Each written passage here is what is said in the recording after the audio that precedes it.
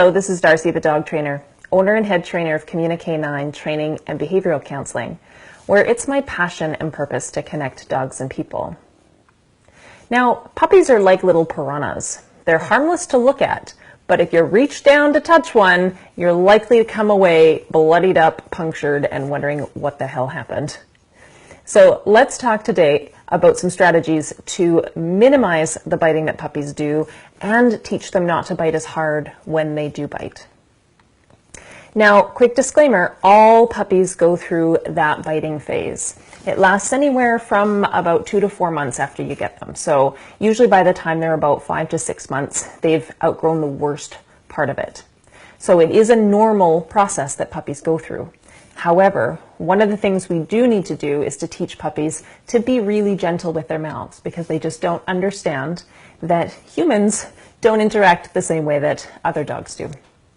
So let's talk about 5 simple strategies to help reduce the biting that you get from your puppy and to get them to be a little softer when they do. Strategy 1, use a really sharp ouch. So when your puppy puts their mouth on you, ouch, just a really sharp sound to let them know that that was really uncomfortable. Now, there's 2 important factors here. One is that when you do your ouch, you can't pull away. Puppies will chase any kind of movement. So if you pull away at the same time, your puppy's going to just chase the movement rather than hearing the ouch and changing their action. So that's the first thing. The second thing, and it leads to number 2 on the list of things to do, and that is make sure your puppy isn't too wound up to begin with. So when puppies get really overexcited, they get really bitey as well. So some worse than others. And you can ouch them all day long, but if they're too wound up, that ouching will make them worse. It'll actually make them bite harder because they've gone over the line of where they can actually think rationally through what they're doing. So when you're playing with your puppy, make sure that you take lots of little breaks. So if you're throwing a ball for them, generally you're pretty safe with that one, because as they run to get the ball, they diffuse some of the tension and excitement that they're building in their body. But if you're wrestling with them or you're playing with a toy, like playing tug-of-war with a toy, make sure you just do it for a few seconds at a time and then take a break and give your puppy, when I say take a break, I mean pause for a few seconds, or even stop, let them have the toy, let them run away with it for a minute, let them decompress a little bit, and then when they come back and play, they'll have reset. So that's strategies 1 and 2. So ouching when they bite you, and any pressure. So even if they just do a little bit of pressure with their teeth, ouch, we want to teach them that humans are so sensitive. So we're looking to teach them not only not to bite, but also when they bite, they need to be or when they put their teeth on you, they need to be very, very sensitive, because people are very, very sensitive. So that's really important. And the second thing is you make sure they don't get too wound up when you're playing with them, because otherwise the more overexcited they get, the harder they bite, and the harder it is to get them to come out of it.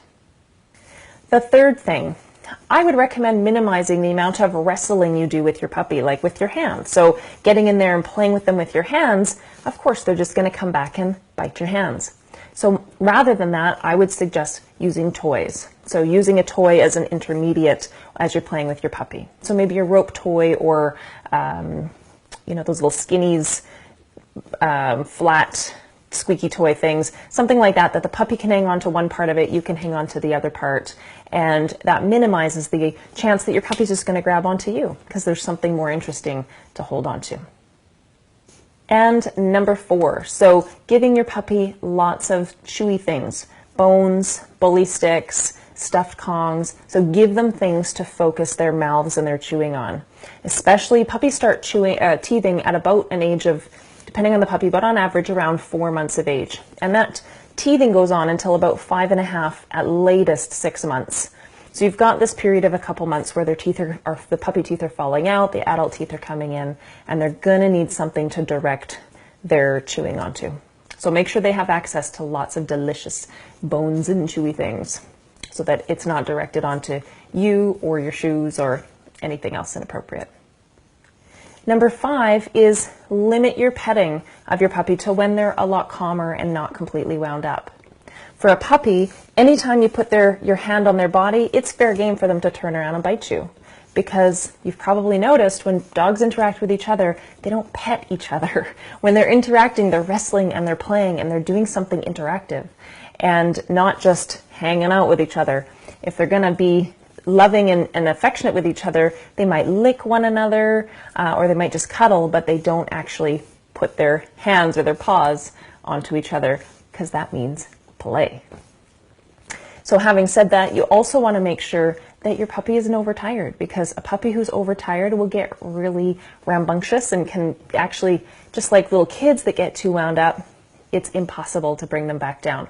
So sometimes the best thing to do is just pop them in their crate, and if they crash within a couple of minutes of being in their crate and fall fast asleep, you know that that was the problem. They were just way too overtired and just needed a nap time.